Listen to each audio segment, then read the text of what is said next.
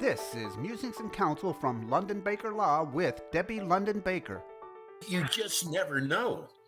And so estate planning I think, is more important now than ever before. You can't wait like maybe you used to. Well, that's a really interesting thought. That would, and I would imagine that people used to wait longer, maybe before, 3 years ago, 3.5 years ago. Right. But it's an easy thing to avoid.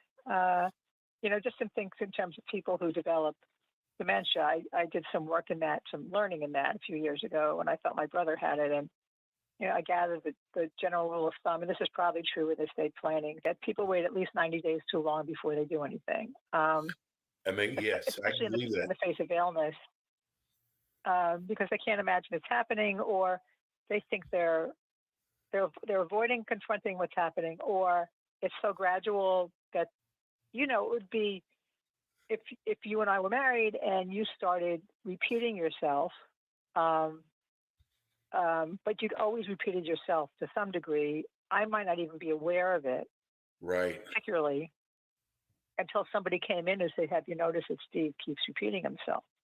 Or I've noticed it, but I think, you're under a lot of stress, whatever. You've got people you've got a production person who's in Louisiana with tornadoes, and you're concerned for her personally, and then you're wondering about your show. And so we overlook it. And with estate planning, I would imagine it's the same thing.